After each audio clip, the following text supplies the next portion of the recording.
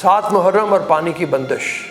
7 محرم کو ابن زیاد نے عمر بن سعد کو حکم دیا حسین اور آپ کے اصحاب اور پانی کے درمیان حائل ہو جائے اور انہیں پانی کا ایک قطرہ بھی پینے نہ دے۔ خط ملتے ہی ابن سعد نے عمرو بن حجاج زبیدی کو 500 سوار دے کر فرات کے کنارے پر تعینات کیا اور حکم دیا کہ امام حسین اور اصحاب حسین کو پانی تک نہ پہنچنے دیں۔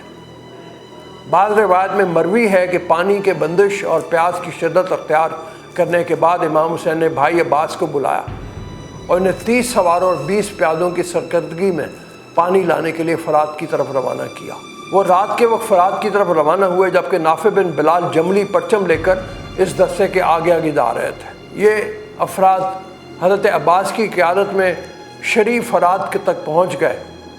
عمرو بن حجاج زبیدی جو فرات کی حفاظت پر مامور تھا اصحاب حسین کے ساتھ لڑ پڑا۔ اصحاب حسین کے ایک گروہ نے مشکوں میں پانی بھر دیا اور علمدار حسین اور نافع بن بلال سمیت باقی افراد نے دشمن سے لڑ کر ان کی حفاظت کی تاکہ وہ سلامتی کے ساتھ پانی کو خیام تک پہنچا دیں، اور یوں حسین کے اصحاب پانی خیام تک پہنچانے میں کامیاب ہو گئے۔ عمر بن سعد کے ساتھ امام حسین کے آخری مذاکرات۔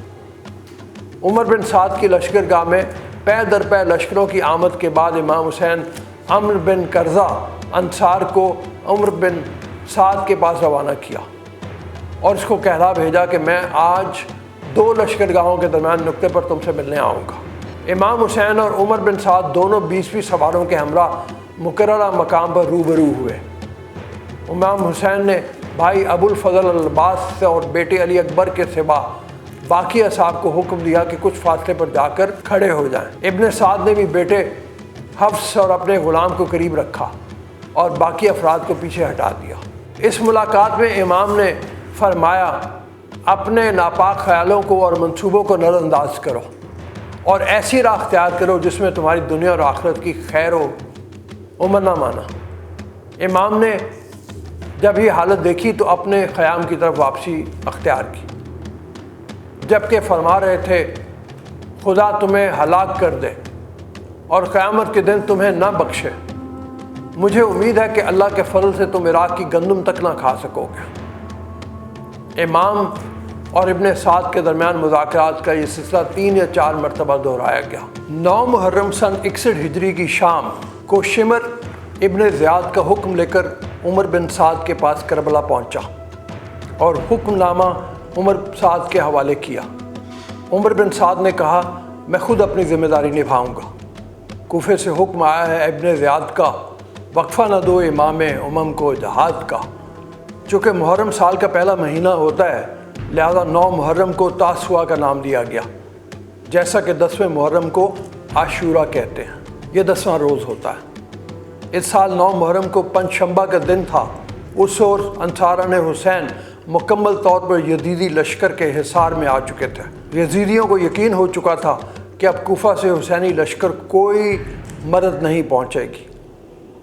عمر بن سعد نے 9 محرم کی شام عصر کے بعد حملے کی منصوبہ بندی کر رکھی تھی، مگر سفیران حسین کی معاملہ فہمی نے جنگ کو اگلی صبح تک ٹال دیا۔ اس وقفے کو سیدنا حسین نے غنیمت گردانا اور شب بھر کی عبادت کے لیے تیار ہو گئے۔ حسین علیہ السلام نے شب کا پہلا حصہ اپنے اہل عیال کے ساتھ گزارا، کچھ وقت اپنے انصار کے ساتھ، پھر اگلے روز کی جنگ کی منصوبہ بندی طے کر کے عبادت میں مصروف ہو گئے۔ شب عاشور کی شب ڈھلتے ہی امام نے چراغ بجھے رہنے دیے اور اپنے اصحاب سے کلام کرتے ہوئے فرمایا میں دنیا میں کسی جماعت کو اپنے انصار کی جماعت سے بہتر اور وفا کیش نہیں سمجھتا۔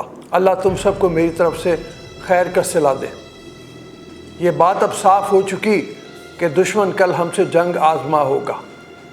اس قتال کے اندیشے میں میری طرف سے تمہیں اجازت ہے کہ جو رات کے اس اندھیرے میں کسی طرف نکلنا چاہتا ہے تو نکل لے۔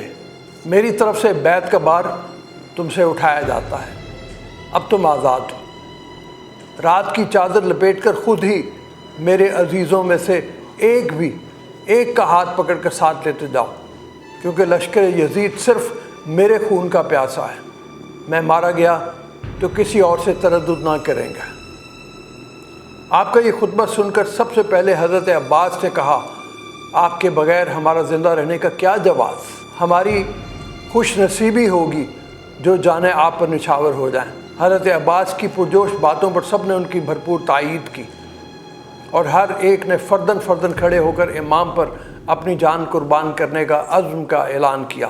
سب کہنے لگے جب کہ پہر رات تھی باقی اور آپ تھے مشغول عبادت میں خدا کی، شہزادوں نے اسی دم تھی کمر مرنے پہ باندھی اور مل کے گلے ماؤں کو یہ بات کہی تھی، اب کہہ کے شہ تشنا دہن سے نہ بلانا، جب ہو چکے رخصت ہمیں رن سے نہ بلانا۔ شب عاشور اپنی تمام کیفیتوں کے ساتھ ختم ہوئی۔ امام کے حکم پر شہزادہ علی اکبر نے اذان فجر کہی، امام حسین نے اصحاب کے ساتھ نماز فجر ادا کی۔ 10 محرم کی سویر کے سورج کی کرنیں نمودار ہوئیں جنہیں روز شہادت کی تحریر کا ابتدائی بننا تھا۔ 10 محرم بھی کیا کڑا دن تھا، یہ قیامت سے بھی بڑا دن تھا۔ روز محشر کے تلخ لمحوں کی سخت گھڑیوں سے یہ جڑا دن تھا۔ راستہ روک کر شب عاشور زیس کی راہ میں کھڑا دن تھا۔ ذوالجناح کو رہین غم کرتا چاہے یوسف سا یہ کڑا دن تھا۔